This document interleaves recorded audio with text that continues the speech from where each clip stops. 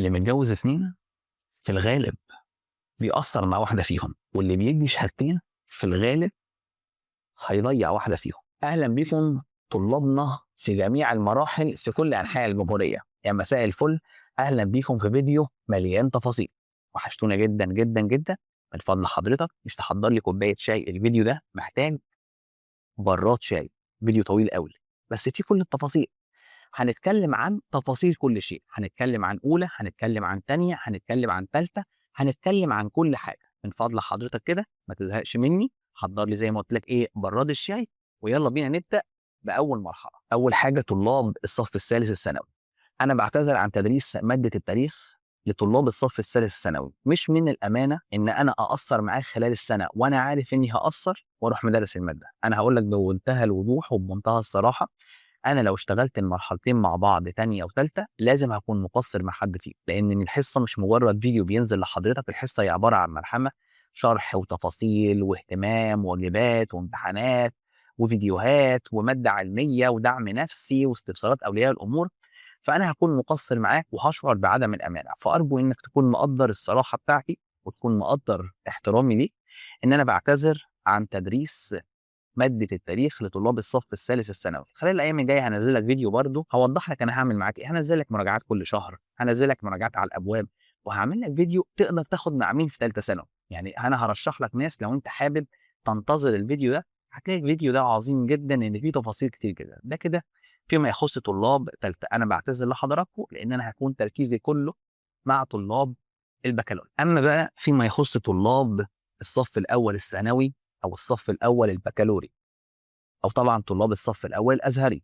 أهلًا بيك يا طالب يا جميل، يا اللي لسه مش عارف إيه اللي بيحصل حواليك، يا اللي كنت بتلعب خلاويص ومرّة واحدة لقيتهم بيقولوا لك أنت بقيت ثانوية عامة أو بكالوريا وعندك مواد وعندك صراعات وعندك تفاصيل كتير جدًا، أنت مش عارف إيه اللي جابك هنا.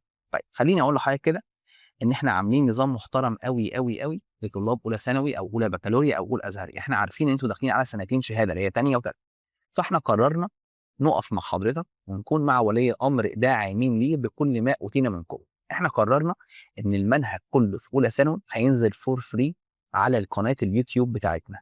المنهج هينزل كله من أول كلمة لآخر كلمة، من أول درس لآخر درس، كله هينزل على اليوتيوب for free. أتمنى تكون عارف إن دوّة يعني نوع من الدعم ليك عشان تفتكرنا بالخير وتدعي لنا كده من قلبك ما تبقاش بخيل. طيب مستر، ده بالنسبة للفيديوهات اللي هتنزل أولى ثانوي، هو إيه اللي هينزل على اليوتيوب؟ هينزل كل الشرح، الشرح بس يا مستر؟ الشرح والمراجعات الشهرية. طب مستر هو ما فيش حاجة هتتعمل على المنصة لأولى ثانوي؟ لأ، هنعمل كورس مهم جدًا اسمه كورس المذاكرة. كورس المذاكرة ده إحنا بنعمل فيه إيه؟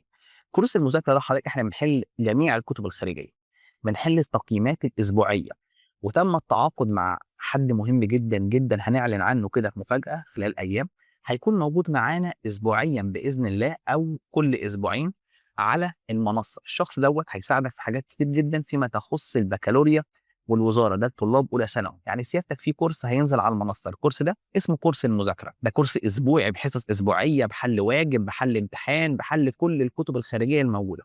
طب مستر هل أقدر أكتفي بالكورس بتاع اليوتيوب اللي هينزل، يعني حصص اليوتيوب اللي هتنزل هل هتكون كافية؟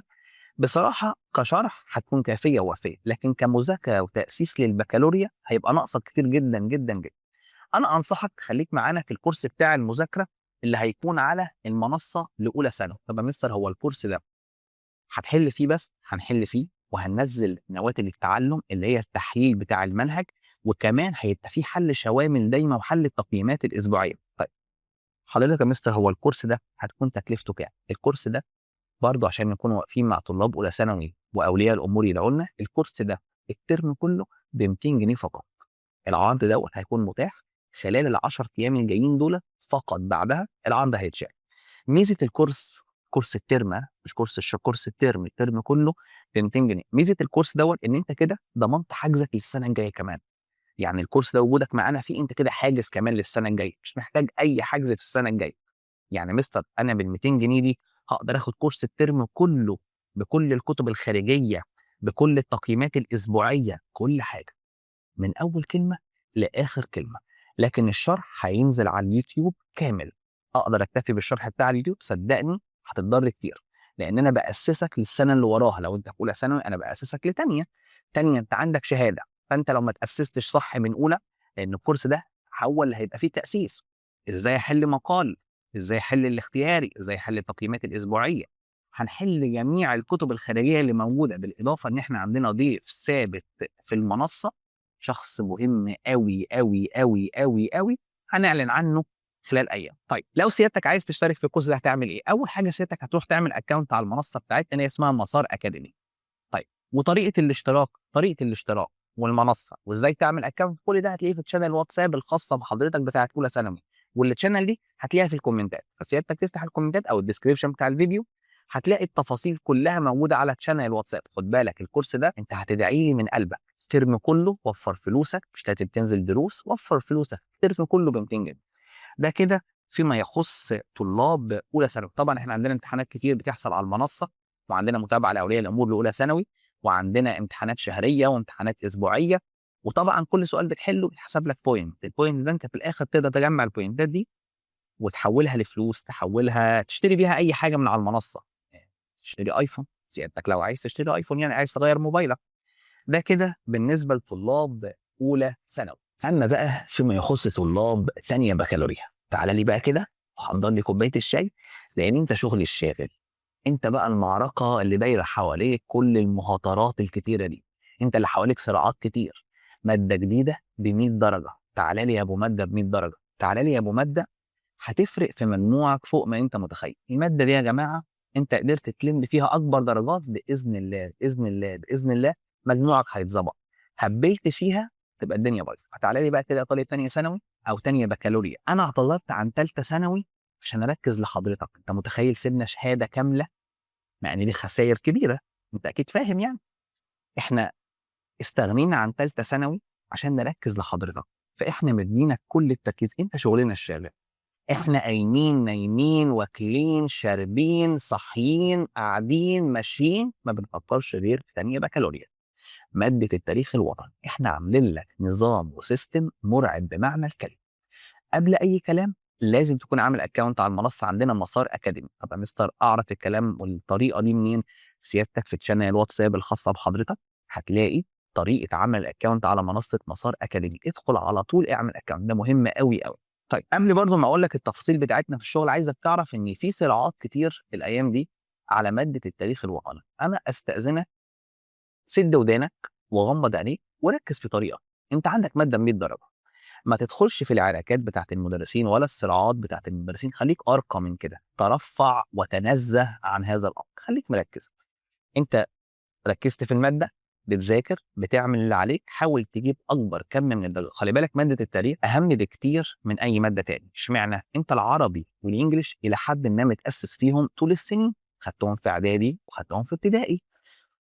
لكن مادة التاريخ الوطني هي مادة جديدة، مادة محتاجة شغل من نار.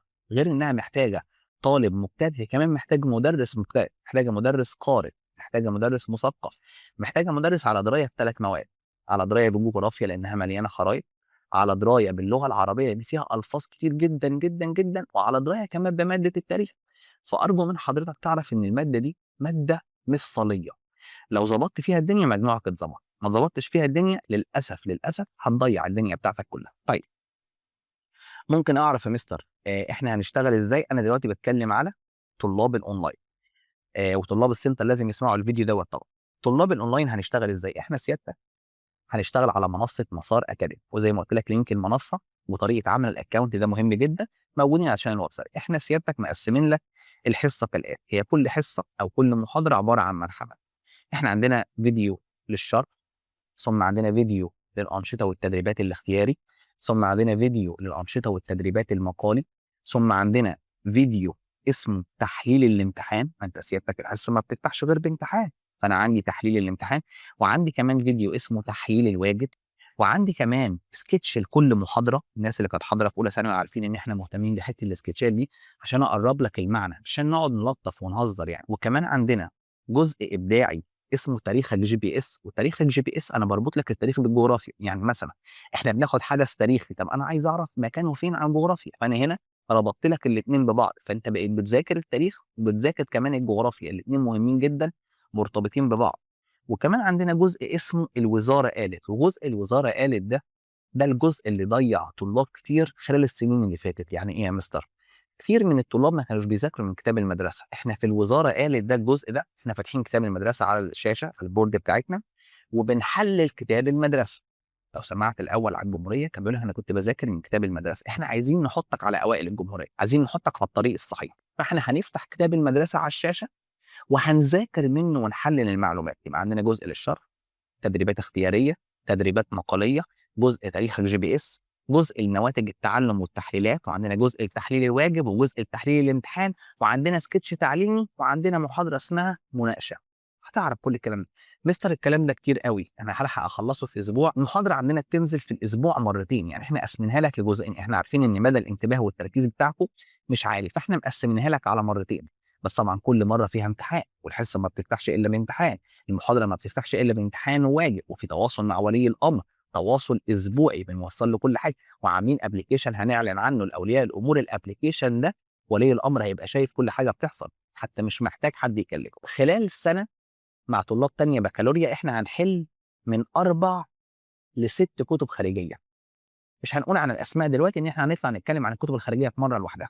هنحل من 4 ل6 كتب خارجيه. ليه؟ عشان يعني اقوي مستواك. ولازم سيادتك تبقى عارف ان احنا عاملين كتاب مخصوص لينا، احنا هنعمل بعد كده فيديو عن المذكرات. طيب الكتب اللي احنا هنحلها هي كتب معموله بدقه، هنختار افضل الكتب الموجوده في السوق ونرشحها لك عشان الطلبه اللي عايزه تحل. هنقول لك تقدر تشتري ايه وممكن ايه تحله على المنصه، مش لازم تشتري كل الكتب دي، احنا هنقول لك كتاب او اتنين تشتريهم، لكن باقي الكتب احنا هنكون بنحلوها على الويب سايت على المنصه. فكرتنا كلها ان احنا عايزين نحل اكبر كم من الاسئله. ده بالنسبه لطلاب تانية بكالوريا. طب يا مستر لو سمحت، انا طالب ازهري مش طالب بكالوريا. هو طبعا الازهر اتطبق عليه البكالوريا، بس عايز اقول لك سواء انت طالب ازهري او طالب ثانوي عام او طالب بكالوريا لازم تدخل تعمل اكونت على المنصه. واحنا بالنسبه لطلاب الازهر موفرين لك السنه دي ميزه لطيفه قوي، ان وانت بتسجل هتلاقي كده في الاختيار ان انت ازهر. طيب احنا ليه عاملين في التسجيل انك تقول لنا ان انت ازهر؟ عشان كذا حاجه. عشان احنا عاملين لك كتاب PDF لوحدك لحضرتك، عشان انت عارف ان طلاب الازهر ليهم نمط معين من الاسئله مختلف عن الثانوي العام وعن البكالوريا، فاحنا عاملين لك كتاب مخصوص للازهر. عاملين لك فيديو اسبوعي طلاب الازهر، هنخلص المنهج بدري عشان طلاب الازهر. فاحنا عاملين لك كل التفاصيل معموله على مقاس طالب الازهر. طيب إزاي أشترك في الكورس وإيه الباقات المتاحة والكلام ده؟ بُص إحنا عندنا كذا نوع من الباقات في الاشتراك. عندنا الباقة الشهرية ودي ما انصحكش، وعندنا باقة ال3 شهور ودي أنصحك بيها. باقة ال3 شهور والباقة الشهرية وأي باقة على المنصة، طب إزاي أشترك فيها؟ أنت أول حاجة بتعمل account على الويب سايت عادي جدًا اللي هو مسار أكاديمي. تاني حاجة هتلاقي بقى الطريقة دي كلها على channel واتساب، تدخل على الchannel واتساب بتاعتك هتلاقي فيديوهات تفصيلية.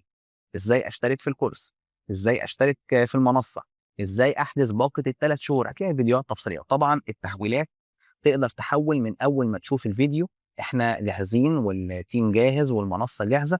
المنصة فيها تفاصيل هتعجبك أوي، أوي، أوي، أوي. يعني مثلًا وأنت بتذاكر وأنت بتحضر الفيديو هتلاقي كده فوق حاجة اسمها PDF، تدوس على الPDF ده هيلخّص لك الحصة بصورة المُدرِّس، حاجة معمولة كده بالAI، حاجة لطيفة أوي، أوي فوق ما أنت متخيّل، هتتبسط بيها. فأنت يعني خلّيني مش عايز أقول لك عشان الفيديو ما يكبرش، تفاصيل المنصة هتعرفها قدّام، لكن دلوقتي ادخل اعمل account على المنصة وخلّيك على channel واتساب، شوف الكورس بتاع حضرتك إزاي تشترك فيه. باقة ال3 شهور أوفر لحضرتك كتير جدًا، جدًا من الباقة الشهرية. طيب يا مستر المحاضرة الأولى إمتى على المنصة؟ لأ المفروض السؤال يبقى دقيق، مش المحاضرة رقم 1 في قبل الرقم 1 في 0، فإحنا عاملين لك محاضرة اسمها المحاضرة 0.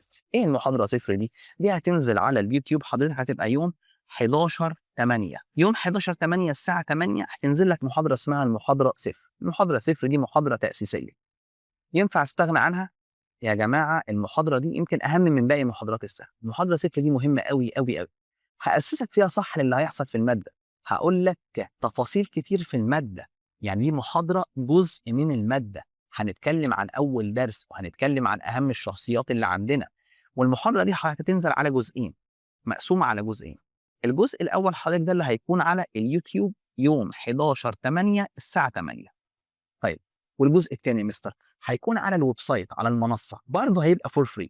يعني هو الجزء الاول على اليوتيوب، الجزء الثاني هيكون على المنصه. سيادتك تعمل اكونت على المنصه وبرده على تشانل واتساب هتلاقينا منزل لك ازاي تدخل على الجزء الثاني من المحاضره 0. طيب لما تدخل بقى على الجزء الثاني هتعرف جوه الجزء الثاني ان احنا هنتكلم ان في امتحان على المحاضره 0. الامتحان ده احنا هنختار فيه مجموعه من الطلاب وهنديهم شويه جوائز مهمه قوي.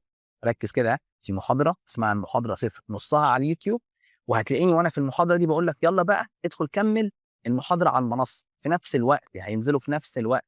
خلص على اليوتيوب تدخل على طول على المنصه بتاعتنا. محاضره احنا هنعمل فيها امتحان، بعد ما تخلص المحاضره كده هنعمل لك فيها امتحان. طب الامتحان ده مستر ملهوش مكافآت؟ لا طبعا هنعمل لك مكافآت محترمه. احنا هنختار 100 طالب فائز. الاول على المحاضره 0 هياخد 20,000 جنيه، والتاني 10,000 جنيه، والتالت 5,000 جنيه، والرابع 1000 جنيه. ومن رقم 5 لحد رقم 50 هياخد باقة ال3 شهور فور فري.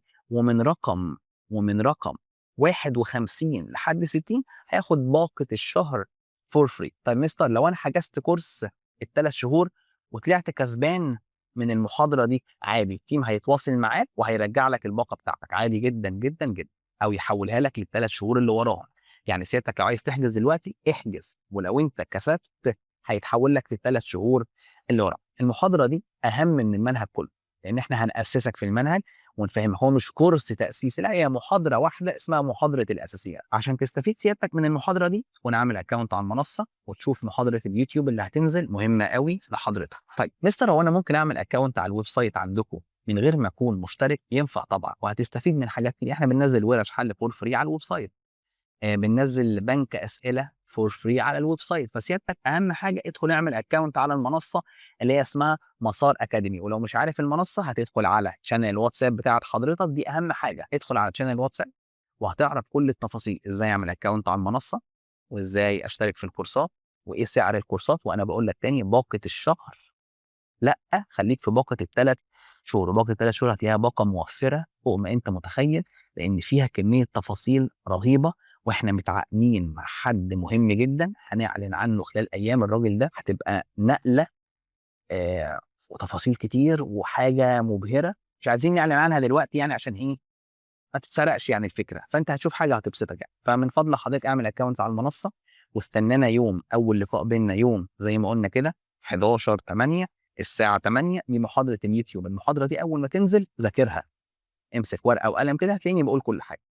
ده كده بالنسبه لاول لقاء بيننا مع طلاب تانية ثانوي. طيب مستر انا طالب سنتر سواء في القاهره او في الجيزه او في اسكندريه وحاجز مع حضرتك، هل لازم اشوف محاضره الاساسيات؟ حبيبي محاضره الاساسيات دي لكل الناس، سواء معانا او مش معانا، سواء حاجز او مش حاجز، سواء اولى ثانوي او اولى بكالوريا. المحاضره يا جماعه دي تانية ثانوي او تانية بكالوريا محاضره مهمه فوق ما انت متخيل.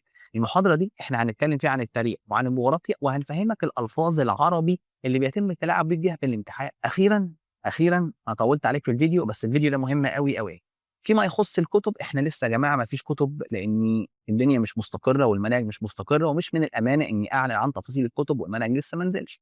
فاحنا لما ينزل الكتب هنعمل فيديو تفصيلي ونقول لك كل حاجه. قبل ما اختم الفيديو عايز اقول لك ان احنا خلال السنين اللي فاتت كنا جزء، مش هقول لك احنا الاساس، كنا جزء بعد فضل ربنا، جزء من نجاح طلاب كتير رتبوا على الجمهوريه عبر كل السنين اللي فاتت. بنوعدك السنه دي ان احنا هنكون جزء من نجاحك، هنكون شركاء في النجاح بتاعك. وبنوعدك انك هتكون اسهل ماده عندك هي ماده التاريخ الوطني بالنسبه لطلاب تانية بكالوريا. وبنوعدك ان الكورسات بتاعتنا اللي على المنصه لن تجد لها مثيل، وبنتحداك انك تجد التفاصيل اللي في المنصات شبه المنصه معانا. هتلاقي كميه تفاصيل وكميه اهتمام لدرجه ان احنا عاملين لك اسيست شخصي لحضرتك تفهم قدام. بس مش عايز الفيديو يطول اكتر من كده. ده كده بالنسبه لطلاب اولى وطلاب تانية وطلاب تالتة. قبل اي حاجه سواء انت اولى او تانية او تالتة لازم تكون عامل اكونت على الويب سايت عندنا. سواء انت اولى او تانية او تالتة لازم تكون داخل شانل الواتساب. سواء انت اولى او تانية او تالتة لازم تكون متابع القناه بتاعتك، لان بينزل عليها تفاصيل كتير. اول لقاء بيننا مع طلاب تانية بكالوريا زي ما قلت لك يوم 11/8 على يوتيوب، وانا هقول لك ازاي تدخل المنصه. اهم حاجه تقفل الفيديو ده تعمل حاجتين: اول حاجه تدعي لي، تاني حاجه تنتظر اول لقاء بينا على اليوتيوب.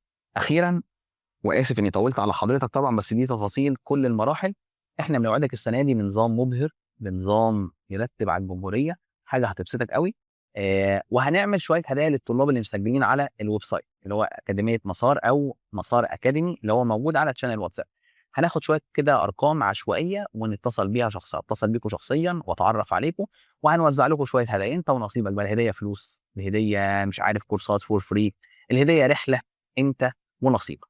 طولت عليكم، اشكركم جدا جدا، ربنا معاكم وانتظرونا في اول لقاء.